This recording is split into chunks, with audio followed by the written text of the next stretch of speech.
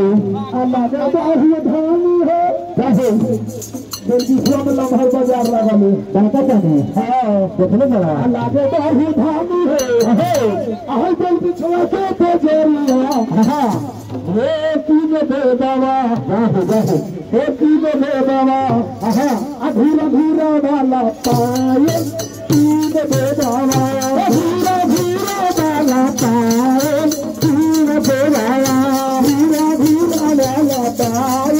तीन दे बाबा धीरा धीरा वाला पाए तीन दे बाबा लागे बाही भाभी है बाहर के बेचारिया लागे बाही भाभी है बाहर के बेचारिया लागे बाही भाभी है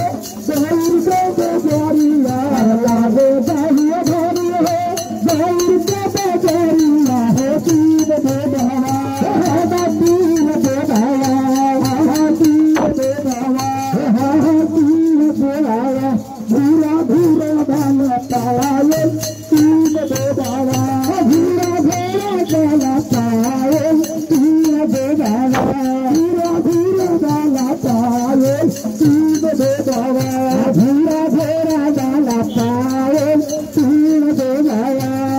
जिंदर महाराज सरकार बोले बड़ा भतीजा भाई यही से पहले मरद खा ले एक बकरा तो मेहरारू खा ले 3 बकरा सब तरफ ले कुछ भी और कैसे इतना मार मारी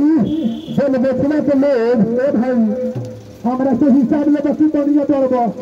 अरे मेहरारू 3 बकरा खा ले हाँ हो 3 बकरा खा ले मेहरारू सब कैसे 3 बकरा खा ले हिसाब ले बसी बनिया तोड़बो हिसाब दे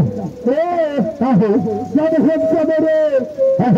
और अपने अपन बिस्तर छोड़ा ले अपन ये क्रिया करेंगे तक आ जाए पहले चूल्ही के गाँव फूक दी चूल्ही के मुँह हो गए कि गाँव ज्यादा चूल्ही के मुँह फूक दी ये चूल्ही के मुँह न फूक हो भाई जन तारा रेडीमेड के जमाना हो गए गैसी रेडीमेड के आया तरावा भी जाके गैस चूल्हे के जाके पोछ गई तो गैस चूल्हे मैंने भाई गंगारिया भाई लेकिन सिलेंडर लिखा लग गई था सिलेंडर लिखा लग गई था जब असला से गैसवा चूल्हा पोछ के भाई हो भात बैठाते वाला आज भातवा हो जाए तो जरा तेरे कथी कहलाई कथी कहले आ दीदी जो कथी बोले अरे बाप रे बता बोले जो दीदी जो दीदी बोली राखी कथी बोले हमरा नहिरे के गैस के बीमारी बा तोहरा जब नानी भाई के बापे भाई दवाई ना करा लगे जो दवाई कॉलेज में ठीक लाई ना अच्छा हमर नानी औरत के नो तो पिता भाई बना